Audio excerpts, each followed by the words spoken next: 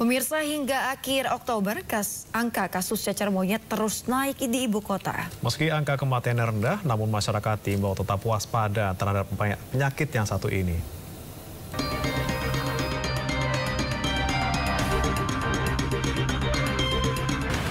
Baru saja kita pulih dari pandemi COVID-19. Namun kini kita dihadapkan lagi dengan keberadaan monkeypox atau cacar monyet. Virus yang satu ini perlahan mewabah di Indonesia dengan penambahan kasus 2 hingga 3 kasus setiap harinya. Lalu seperti apa dan bagaimana pencegahan penyakit yang bisa menular melalui droplet seperti COVID-19? Kita simak ulasannya bersama saya Galuh Pandu dan Jemi Jasin dalam Vlogansa.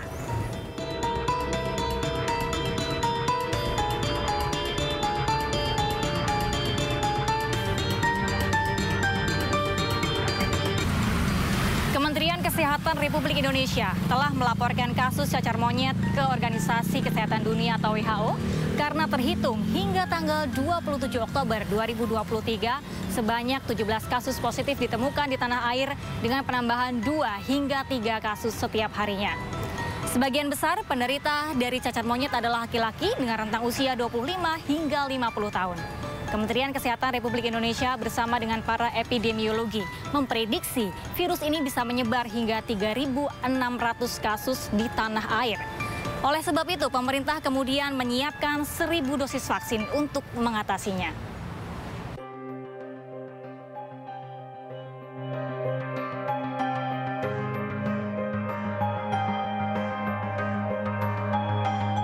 Cacar monyet atau monkeypox telah terkonfirmasi menyebar di 115 negara. Amerika Serikat menjadi negara yang paling banyak melaporkan temuan kasus cacar monyet, disusul Cina, Thailand, dan Jepang. Kini, Indonesia menjadi salah satu negara yang turut terinfeksi virus yang berasal dari hewan zoonosis seperti monyet, tupai, dan tikus. Kementerian Kesehatan bersama para ahli epidemiologi memprediksi jumlah kasus cacar monyet di Indonesia bisa mencapai 3.600 kasus.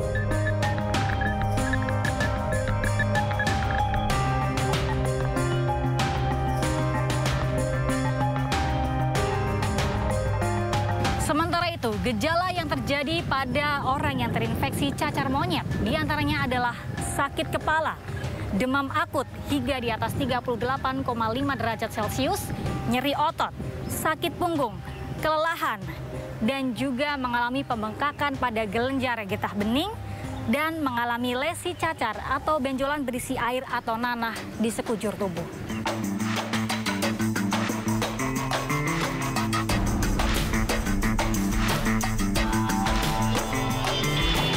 Selain akibat dari hewan, kenaikan mpox di Jakarta ini juga diakibatkan oleh penularan dari manusia ke manusia melalui kontak langsung dengan penderita, seperti berpegangan tangan, berpelukan, bahkan perilaku seksual tidak lazim atau menyimpang.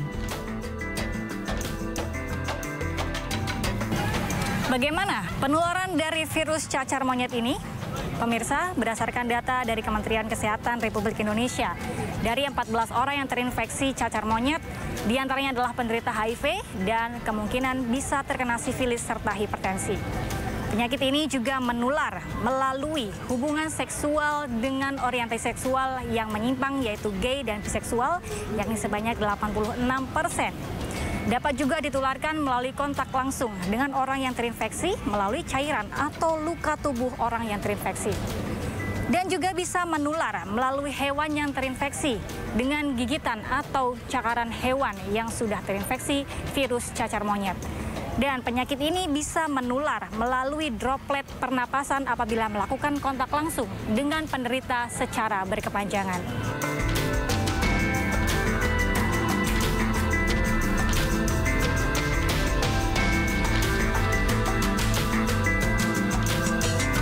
Meski cacar monyet atau monkeypox bisa sembuh dengan sendirinya, serta memiliki angka kematian yang tidak terlalu tinggi, pemerintah terus melakukan upaya untuk menekan angka penyebaran cacar monyet di ibu kota.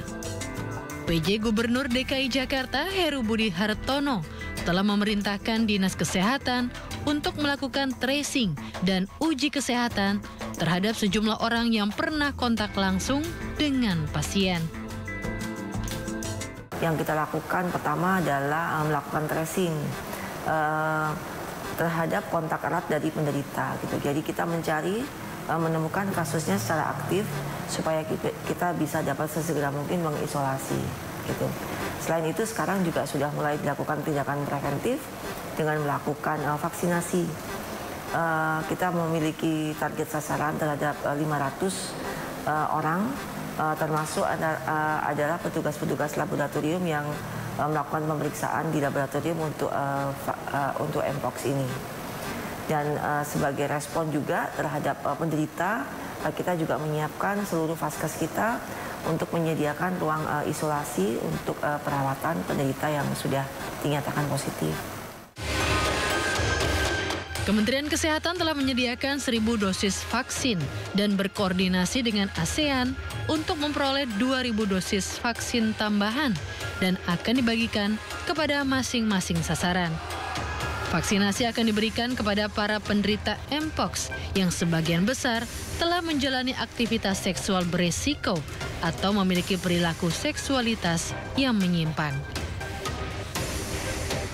Memang vaksinasi ini diberikan pada kelompok prioritas, kelompok yang paling berisiko untuk tertular Mpox itu gitu. Jadi kita punya link gitu yang bisa diakses oleh kelompok tertentu yang memang memiliki resiko gitu ya, berdasarkan pada surat dari Dirjen P2P ya, Dr. Irma ya. Berdasarkan surat dari Dirjen P2P ada kelompok tertentu yang melakukan dalam waktu 2 minggu melakukan aktivitas seksual yang beresiko, itu bisa melaporkan dirinya melalui link itu, kemudian akan ditapis oleh Dinas Kesehatan untuk menentukan mana kelompok mana person yang paling beresiko untuk diberikan vaksinasi. Pola hidup sehat menjadi kunci agar tidak mudah tertular virus yang satu ini.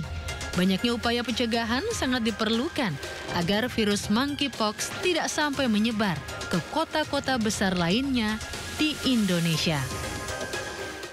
Pemirsa, gimana sih tanggapan masyarakat dengan keberadaan virus cacar monyet ini?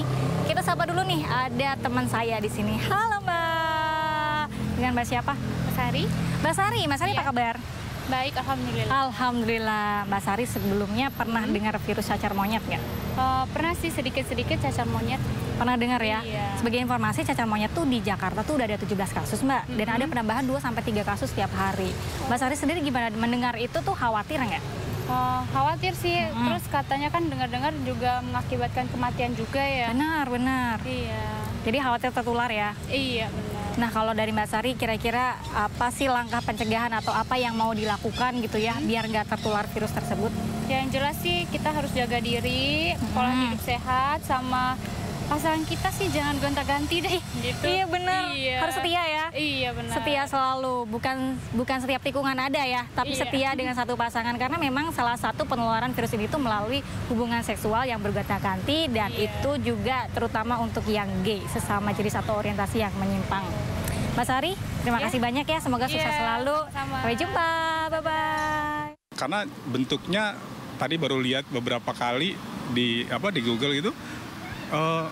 Ya mau nggak mau kita harus bisa jaga kesehatan secara pribadi ya. Tanggapan saya sih lumayan agak mengerikan nih. Cara menghindarkannya mau nggak mau harus jaga diri baik-baik ya.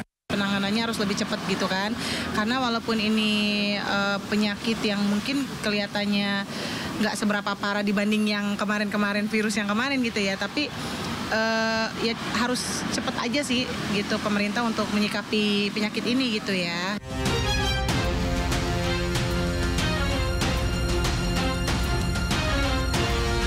Bagaimana pemirsa? Khawatir? Tenang, ada langkah pencegahannya. Pertama, hindari kontak langsung dengan orang ataupun hewan yang terinfeksi. Kedua, menggunakan masker atau alat pelindung diri lainnya saat berinteraksi dengan orang ataupun hewan yang terinfeksi. Ketiga, hindari hubungan seksual berganti-ganti pasangan. Dan keempat, lakukan pola hidup bersih dan sehat. Pergi ke hulu melawan arus, mari kita bersatu padu melawan virus. Saya Galuh Pandu, Jemi Jasin, dan Sutrisno untuk Vlogansa kali ini. Sampai jumpa di episode selanjutnya.